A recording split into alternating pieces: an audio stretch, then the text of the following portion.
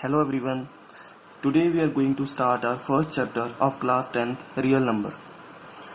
आप लोगों ने पढ़े ये रियल नंबर 9th क्लास में और आप लोगों को पता भी होगा रियल नंबर क्या होते हैं और कौन कौन से नंबर रियल नंबर में आते हैं। फिर भी हम एक छोटी सी रिवीजन कर लेते हैं कि रियल नंबर्स क्या होते हैं और कौन कौन से नंबर आते हैं रियल नंबर्स के सेट में। ठीक है, तो हम पूरे नंबर सिस्टम की एक छोटी सी रिवीजन लेते हैं। सबसे पहले हमारे पास होते हैं नेचुरल नंबर।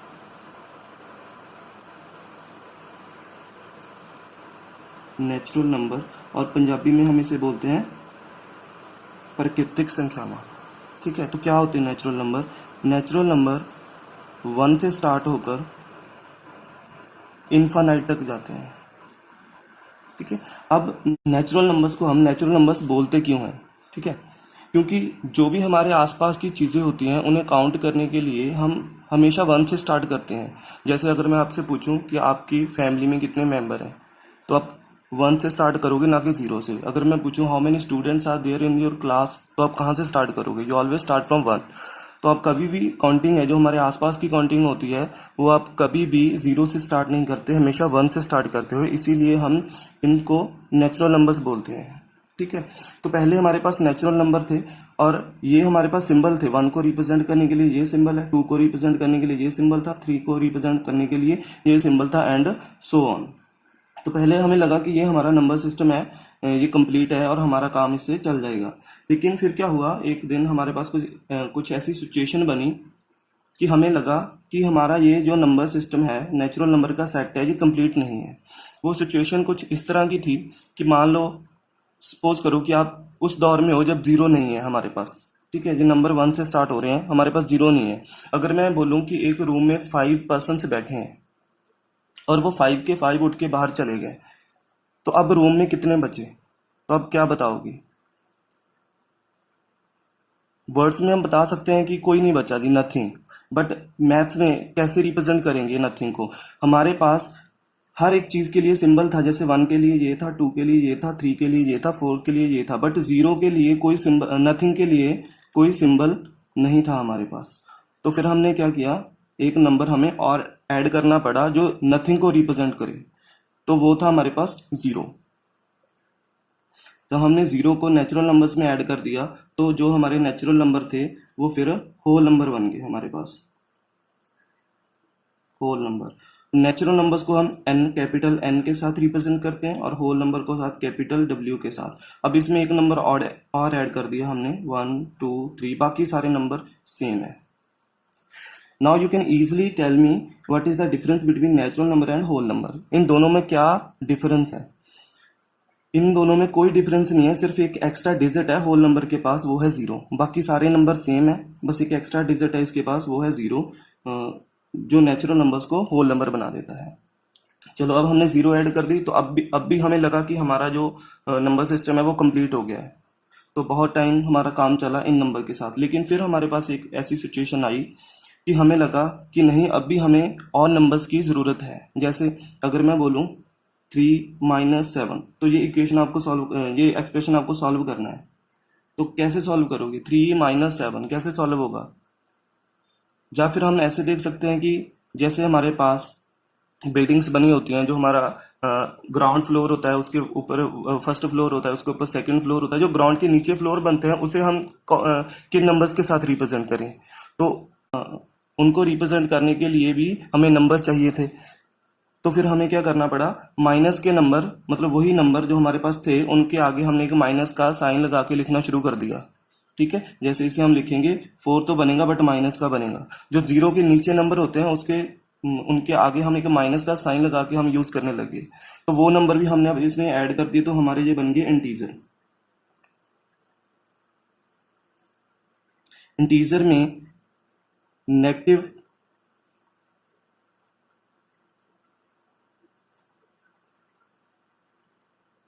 और पॉजिटिव सब तरह के नंबर आ गए। और पंजाबी में होल नंबर को हम पूर्ण संख्यावां बोलते हैं और इंटीजर को संपूर्ण संख्यावां बोलते हैं। ठीक है, तो अब हमारे पास ये नंबर हो गए। पहले हमारे पास नेचुरल थे, फिर हमने एक 0 ऐड की तो वो होल नंबर बन गए। अब उसमें हमने एक नेगेटिव नंबर्स भी डाल दिए, तो अब हमारे पास क्या हो गया, वो इंटीजर्स बन गए। और इंटीजर्स को हम z के साथ रिप्रेजेंट करते हैं, कैपिटल Z के साथ। ठीक है, तो अब भी हमें लगा कि हमारा नंबर सिस्टम कंप्लीट हो गया है। तो हम ये नंबर यूज़ करने लगे। तो इसके बाद फिर एक सिचुएशन आई हमारे सामने कि हमें फिर लगा कि नहीं, हमारा नंबर सिस्टम अभी भी कंप्लीट नहीं है। तो वो सिचुएशन कुछ इस तरह की थी कि जैसे मान लो एक पर्सन है, उसने अपनी प्रॉपर्टी को डिवाइड करना है अपने दो बेटों के लिए, दो बेटों के बीच में, ठीक है। उसने अपनी प्रॉपर्टी के 3 पार्ट कर लिए। एक उसने दे दिया अपने एक बेटे को, एक दे दिया दूसरे बेटे को, एक रखा खुद के पास। 3 पार्ट कर लिया। फिर ये बेटा उसका थोड़ा सा नालायक था, इसकी बात मानता नहीं था, और ये बेटा इसका अच्छा था, जो फिर इसकी हर बात भी मानता था। तो इसने क्या किया, अपना एक पार्ट भी इसे दे दिया। अब इस बेटे के पास हो गए 2 पार्ट, इसके पास हो गए 1 पार्ट। अब इस सिचुएशन को हम मैथमेटिकली कैसे रिप्रेजेंट कर सकते हैं कि टोटल प्रॉपर्टी में से इसके पास 2 पार्ट है, या इसे कैसे रिप्रेजेंट कर सकते हैं कि टोटल प्रॉपर्टी में से इसके पास 1 पार्ट है। तो हमें क्या जरूरत पड़ी फिर, रैशनल नंबर्स की, ठीक है। तो रैशनल नंबर हम कैसे रिप्रेजेंट करते हैं, जैसे ये 2 पार्ट है आउट ऑफ 3, तो टोटल चीज को हम नीचे रखते हैं, पार्ट्स ऊपर रहते हैं। तो इट मीन्स ये रिप्रेजेंट कर रहा है कि 2 आउट ऑफ 3। तो जो इसके पास प्रॉपर्टी थी फर्स्ट बेटे के पास, वो थी 2/3, जो इसके पास थी वो थी 1/3, मतलब 3 में से 1 पार्ट। तो अब हमें रैशनल नंबर भी इसमें ऐड करने पड़े, रैशनल नंबर्स। तो रैशनल नंबर वो होते हैं जिसे हम पी अपॉन क्यू की फॉर्म में लिख सकें, पी अपॉन क्यू की फॉर्म में लिख सकें। बट कंडीशन यहाँ पे ये होनी चाहिए, ये होती है कि क्यू है जो वो ज़ीरो नहीं होना चाहिए, और पी और क्यू दोनों इंटीजर्स होने चाहिए। इंटीजर ये सारे नंबर, इनमें से कुछ भी हो, बट नीचे ज़ीरो नहीं होनी चाहिए, बट नीचे ज़ीरो नहीं होनी चाहिए। तो हमने जब इसमें 4/7 -7/8 1/3 9/17 ऐसे नंबर भी ऐड कर दिए, बाकी सारे नंबर हमारे सेम है, तो वो हमारा सेट क्या बन गया, रैशनल नंबर का सेट बन गया। तो अब कुछ नंबर ऐसे भी थे जिसे हम पी अपॉन क्यू की फॉर्म में लिख नहीं सकते थे, तो उसका हमने एक अलग सेट बना दिया, इर्रेशनल नंबर। रैशनल नंबर को हम क्यू के साथ रिप्रेजेंट करते हैं, इर्रेशनल नंबर।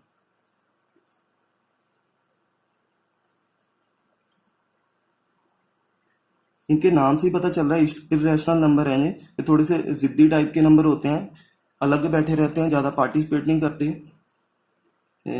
बट अगर किसी इक्वेशन में, जब हमें सॉल्व करने के लिए किसी इक्वेशन में आ जाए, तो अच्छे अच्छे बच्चों के पसीने निकल जाते हैं। ऐसे नंबर हैं जो अंडरूट में लिखते हैं हम, 3, 5, √7, √11, they all are irrational number. ये अलग से होते हैं, अलग से बैठे रहते हैं, ठीक है। तो जो हमारा ये सारा सिस्टम बना, इसे हम बोलते हैं रियल नंबर, इसे बोलते हैं रियल नंबर। रियल नंबर में ये सारे नंबर आ गए मेरे पास, natural number, whole number, integer and rational number, और irrational number plus irrational number, ठीक है। अगर मैं रैशनल नंबर की बात करूंगा तो रैशनल नंबर में ये ऊपर के सारे नंबर आ जाएंगे। Rational number contain all the number, integer, whole number and natural number. Rational number, अगर मैं रैशनल नंबर की बात करूंगा, इट मीन्स उसमें नेचुरल नंबर भी इंक्लूड होंगे, होल नंबर भी इंक्लूड होंगे, और इंटीजर भी इंक्लूड होंगे। ये इर्रेशनल नंबर अलग से होते हैं। ऐसा नहीं है कि जो सभी नंबर होते हैं अंडरूट के अंदर वो इर्रेशनल ही होते हैं। जैसे √9 है, इसका मैं अंडरूट सॉल्व कर सकता हूँ 3 स्क्वायर लिख के, 9 को मैं 3 स्क्वायर भी लिख सकता हूँ, और स्क्वायर अंडरूट के साथ कैंसिल हो जाता, तो 3 बाहर आ जाएगा। अब 3 के नीचे 1 लगा देंगे तो ये इरेशनल हो जाएगा, सॉरी रैशनल हो जाएगा। ये रैशनल नंबर्स की दोनों कंडीशन सेटिस्फाई कर रहा है कि पी और क्यू दोनों इंटीजर हैं, और क्यू जो मेरे पास है वो ज़ीरो भी नहीं है, तो इसे हम रैशनल लिख सकते हैं। कोई भी नेचुरल नंबर या होल नंबर या इंटीजर को मैं रैशनल नंबर की फॉर्म में लिख सकता हूँ, नीचे उसके डिनोमिनेटर में 1 लगा के। जैसे मेरे पास है -7, ये इंटीजर है, अगर मैं इसके नीचे 1 लगा दूं तो ये रैशनल बन जाएगा, क्योंकि 1 लगाने से इसे कोई फर्क नहीं पड़ा, इसकी वैल्यू को कोई इफेक्ट नहीं पड़ा। तो बट 1 लगाने पे इसने रैशनल नंबर्स की दोनों कंडीशन फुलफिल कर दी।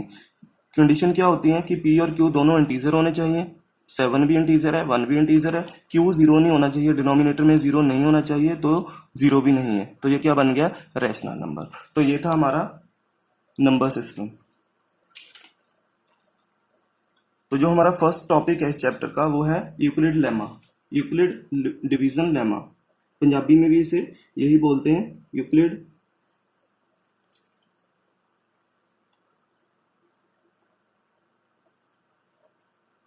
Division lemma. तो यूक्लिड हमारे पास मैथमेटिशियन थे जिन्होंने ये हमें ये लेमा दिया था। लेमा क्या होता है वैसे? लेमा एक ऑलरेडी प्रूवन स्टेटमेंट होती है जो दूसरी चीज़ों को प्रूव करने के लिए यूज़ की जाती है। तो यूक्लिड ने एक लेमा दिया था, वो हमें देखते हैं वो क्या होता है। Given positive integer A and B, given positive integers a and b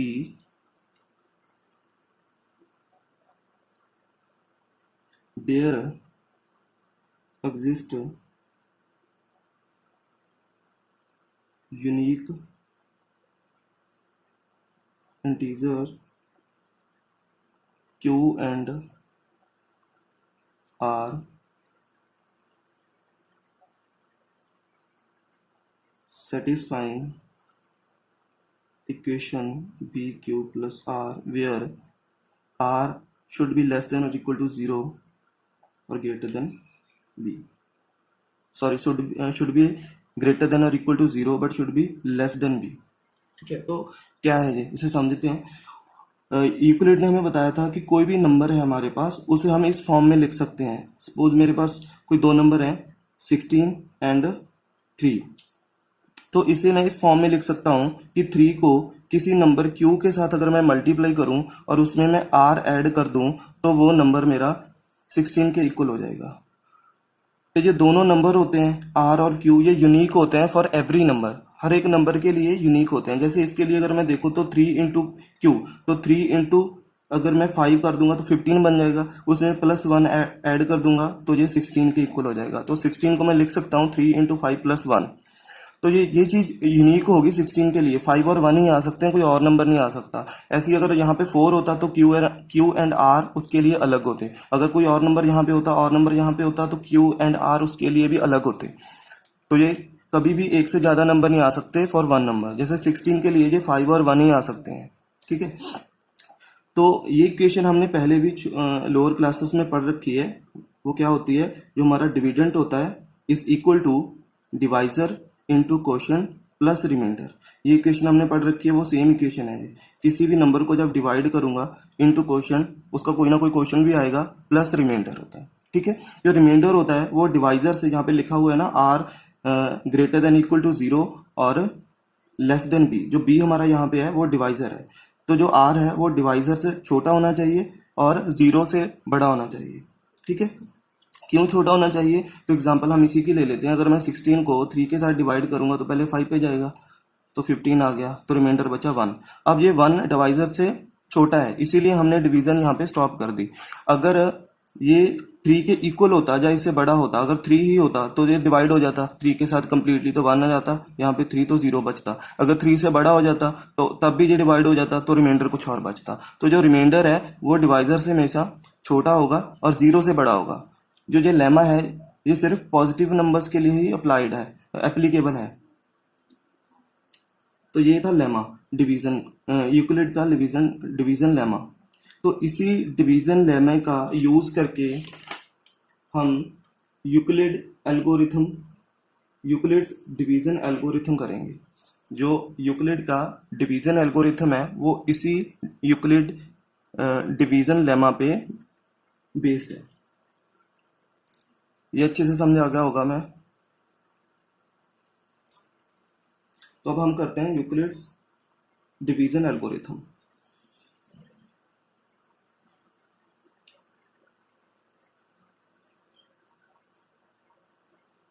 division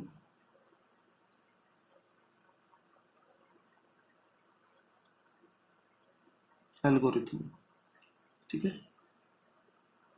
मैं पहले ही बता चुका हूँ, यूक्लिड हमारा एक मैथमेटिशियन था और जिसने ये हमें एल्गोरिथम दिया था। ठीक है, जैसे हम साइंस में पढ़ते हैं न्यूटन ने जो लॉज बनाए थे मोशन के, तो न्यूटन के नाम पे ही रखा गया था, Newton's law of motion. Similarly here Euclid ने हमें ये बताया तो इसके नाम पे हम इसे यूक्लिड्स डिवीजन एल्गोरिथम बोलते हैं। एल्गोरिथम क्या होता है, एल्गोरिथम आपने, वैसे ये टर्म कंप्यूटर में बहुत यूज की जाती है। एल्गोरिथम होता क्या है, एन एल्गोरिथम, पहले इसकी हम डेफिनेशन देखें।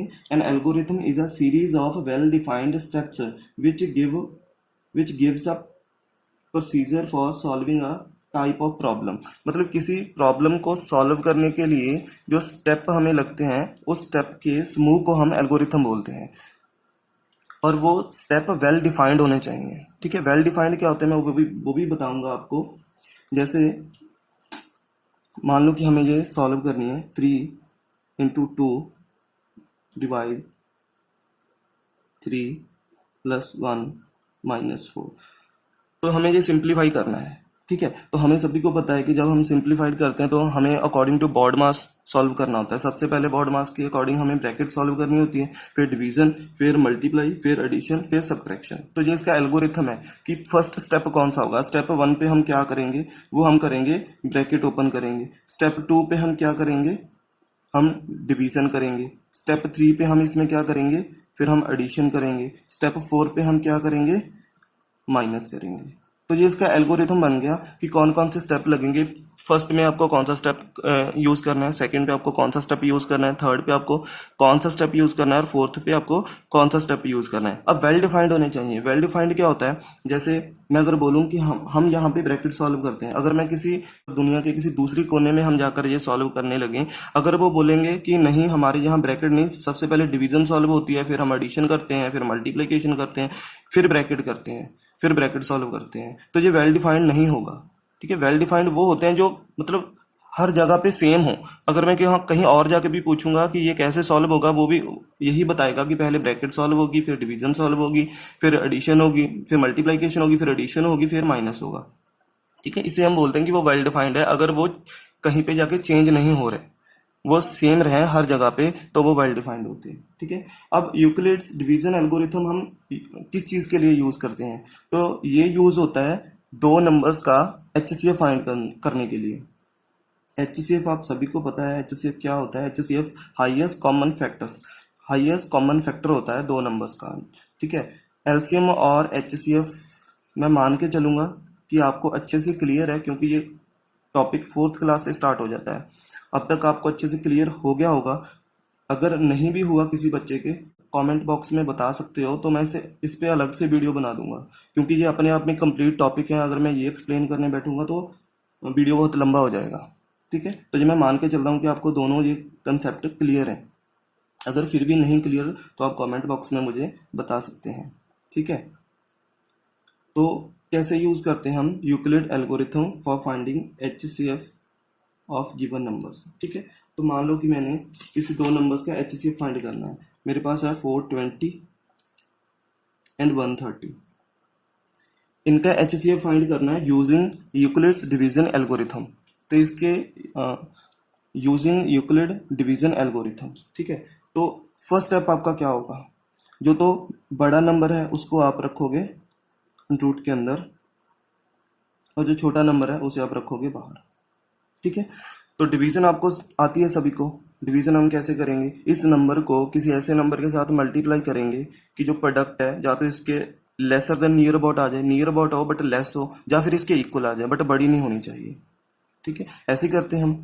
तो अगर मैं इसे एक एक नंबर के साथ मल्टीप्लाई करके देखूंगा तो बहुत टाइम लग जाएगा। तो उसके लिए हमें एस्टिमेशन यूज कर सकते हैं। हम छोटी क्लासेस में हमने पढ़ा है कि एस्टिमेशन हम कैसे यूज करते हैं। जो हमारा बाहर नंबर है इसे मैं नियरेस्ट 100 के नियरेस्ट 100 में राउंड ऑफ कर लूंगा कि इसका नियरेस्ट 100 है, और इसका नियरेस्ट 400 है। अब देखो 100 को मैं कितने, अब देखो 100 को मैं किस नंबर के साथ मल्टीप्लाई करूं कि वो 400 बन जाए, या इसके नियर अबाउट चला जाए। वो हमें पता चल जाएगा कि 4 के साथ करेंगे, तो इसे 4 के साथ करके देखो 13, 4 के साथ करेंगे 12, तो ये नंबर इससे बड़ा हो जाएगा।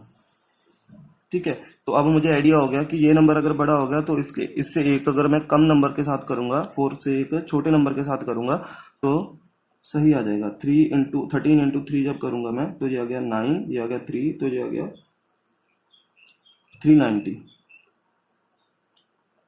ठीक है, तो जो हमारा क्वेश्चन आया है वो हम यहाँ पे लिखेंगे 3, और जो हमारी प्रोडक्ट आई है वो यहाँ पे लिखेंगे। ठीक है, अब यहाँ तक तो नॉर्मल डिवीजन है जैसे हम करते हैं, 0 - 0 0। अब 12 - 9 तो कितना हो गया 3, तो मेरे पास क्या बचा यहाँ पे 30। तो 30 मेरा रिमाइंडर आ गया। अब इस इक्वेशन को मुझे लिखना है, स्टेप मेरा वन क्या बनेगा, स्टेप वन बनेगा कि 420 इज इक्वल टू, ये मेरा डिविडेंड था, डिविडेंड क्या होता है, divisor into quotient plus remainder. तो मेरा डिवाइजर क्या था, डिवाइजर इस केस में था मेरा 130 और क्वोशिएंट क्या आया मेरा 3 प्लस रिमाइंडर क्या बचा 30। तो ये मेरा हो गया फर्स्ट स्टेप। ठीक है, अब सेकंड स्टेप सॉल्व करने के लिए मुझे क्या करना होगा, यहाँ से मैंने फर्स्ट स्टेप को छोड़ा था, वहीं से मैं सेकंड स्टेप शुरू करूंगा। 30 पे छोड़ा था, अब 30 मेरा क्या बन जाएगा, नेक्स्ट स्टेप में 30 मेरा बन जाएगा डिविडेंड, और सॉरी जो 130 जो मेरा पहले डिविडेंड था, डिवाइजर था, वो बन जाएगा डिविडेंड, और जो रिमाइंडर था वो बन जाएगा डिवाइजर। ठीक है, अगेन हमें वही स्टेप फॉलो करने हैं। इसे मैं किस नंबर के साथ मल्टीप्लाई करूं कि इसके नियर अबाउट आ जाए या फिर इसके इक्वल आ जाए। तो अब देखो ये 30 है, ये 330 है, अगर मैं इसे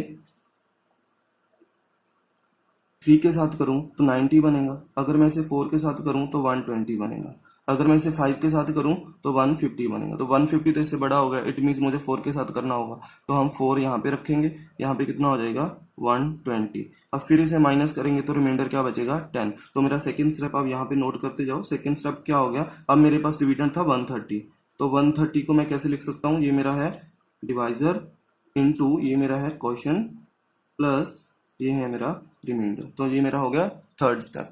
ठीक है, अब मुझे फोर्थ स्टेप करना है। फोर्थ स्टेप आप यहीं से स्टार्ट कर सकते हो, जो आपका रिमाइंडर बचेगा वो आपका डिवाइजर बन जाएगा, और जो पहले आपका डिवाइजर था वो अंदर आ जाएगा, डिविडेंड बन जाएगा। अब फिर मुझे 10 के साथ 10 वही स्टेप रिपीट करने हैं कि 10 को मैं किस नंबर के साथ मल्टीप्लाई करूं, 30 आ जाए या फिर 30 के नियर अबाउट आ जाए। तो 3 के साथ करने पे जो कंप्लीट 30 आ रहा है, तो नीचे बच गया मेरे पास रिमाइंडर 0। तो स्टेप 3 पे मेरा क्या होगा, अब मेरा डिवाइजर था 30, सॉरी डिविडेंड था मेरा 30, डिवाइजर था 10 इंटू क्वेश्चन था 3 प्लस रिमाइंडर क्या है 0। अब जब रिमाइंडर 0 बच जाएगा वहां पे हमारा सम खत्म हो जाएगा, और जो उसका डिवाइजर है वही होगा उसका एचसीएफ। इसका डिवाइजर क्या था 10, तो इन दोनों नंबर्स का डिवाइजर एलसीएम एचसीएफ क्या होगा, HCF of 420 and 130 is equal to 10। तो ऐसे हम by using Euclid's division algorithm किन्हीं भी दो नंबर्स का एचसीएफ फाइंड कर सकते हैं। तो एक बात और, जहाँ पे जो यूक्लिड डिवीजन एल्गोरिथम है वो सिर्फ पॉजिटिव इंटीजर्स के लिए है, वो सिर्फ पॉजिटिव इंटीजर्स के लिए ही एप्लीकेबल हो सकता है, उसमें भी वो 0 पे एप्लीकेबल नहीं होगा। अगर हमारा डिवाइजर 0 होगा तो उस पर एप्लीकेबल नहीं होगा। अगर डिवाइजर 0 होगा उस पर एप्लीकेबल क्यों नहीं होगा, हमें पता है कि हम जब किसी नंबर को 0 के साथ डिवाइड करते हैं तो हमारा आंसर अनडिफाइंड आता है। तो हमारा आंसर क्या आता है, अनडिफाइंड। पर ये क्यों आता है अनडिफाइंड, इसके लिए देखो, जब हम किसी नंबर को 0 के साथ मल्टीप्लाई करते हैं, सॉरी जब किसी नंबर को हम 0 के साथ डिवाइड करते हैं तो आंसर हमारा अनडिफाइंड क्यों आता है। जैसे मैं बोलूँ कि मुझे 403 को 0 के साथ मल्टीप्लाई करना है, तो आंसर क्या आएगा। अब देखो, अगर मैं इसे सॉल्व करूँगा, अगर मैं इसे डिवाइड करने जाऊँगा तो मुझे क्या करना होगा, 403 अंदर रखना होगा, 0 रखना होगा बाहर। अब प्रोसीजर क्या होता है डिवाइड करने का, कि अब वही स्टेप हमें रिपीट करने हैं कि 0 को मैं किस नंबर के साथ मल्टीप्लाई करूं कि जो प्रोडक्ट है या तो वो हमारे डिविडेंड के इक्वल आ जाए या उससे कम हो बट नियर अबाउट हो। तो मैं यहाँ पे मुझे पता है कि मैं 0 को अगर किसी भी नंबर के साथ मल्टीप्लाई करूंगा तो आंसर मेरा 0 ही आएगा। अगर मैं 0 को सपोज मैंने 10 के साथ मल्टीप्लाई कर लिया तो यहाँ तो 0 0 बचा, रिमाइंडर 0, फिर वही आ गया। अब फिर मैं वही करूंगा, किसके साथ मल्टीप्लाई करूंगा तो 0 0 आएगा। ठीक है, मैंने तो आंसर यही निकाला। अब किसी और ने 0 अगर कोई और इसे डिवाइड करेगा, उसने 10 की जगह पे 20 के साथ मल्टीप्लाई कर लिया, उसका भी सेम आंसर आ रहा है। ठीक है, 403। अब किसी और ने इसे किया 03, उसने इसे 100 के साथ डिवाइड कर लिया, 0 को 100 के साथ मल्टीप्लाई कर लिया, आंसर उसका भी सेम आ रहा है। तो अब देखो आंसर सभी का सेम आ रहा है बट जो क्वेश्चन है वो सभी का अलग अलग आ रहा है। तो ये हम देखिए, तो इससे हमें क्या पता चल रहा है कि जो 0 के साथ जब हम डिवाइड करते हैं जो स्टेप आते हैं वो वेल डिफाइंड नहीं होते। जैसे हमने पहले बात की ना, वो स्टेप वेल डिफाइंड होने चाहिए, तो आंसर तो सभी का अलग अलग आएगा। ठीक है, तो इसीलिए हम इसे अनडिफाइंड बोलते हैं कि हम डिफाइन ही नहीं कर पाएंगे कि कौन कौन से नंबर के साथ इसे डिवाइड करूं। ठीक है, तो आज के लिए इतना ही। कल हम एक्सरसाइज 1.1 इसकी स्टार्ट करेंगे हमारे मैथ्स की। अगर वीडियो आपको अच्छी लगी हो तो सब्सक्राइब करना चैनल को, शेयर करना अपने दूसरे फ्रेंड्स के साथ ताकि वो भी इसका बेनिफिट ले सके। अगर वीडियो आपको अच्छी लगी हो तो आपको क्या करना है, बस एक काम करना है, सब्सक्राइब करो, शेयर करो और कमेंट करके बताओ कि आपको ये वीडियो कैसी लगी। ठीक है, हम यहाँ पे पूरा मैथ जो है 10th का सॉल्व करेंगे इस चैनल पे, और साथ में जो बच्चे एनटीएससी की प्रिपरेशन कर रहे हैं उनके लिए अलग से शॉर्टकट्स या ट्रिक्स क्या होती हैं सॉल्व करने के लिए, ऑब्जेक्टिव टाइप क्वेश्चंस हम कैसे सॉल्व करते हैं वो भी बताऊंगा, और मटेरियल भी प्रोवाइड किया जाएगा। ठीक है, तो ज़्यादा से ज़्यादा शेयर करो इस वीडियो को और सब्सक्राइब करो। Thank you.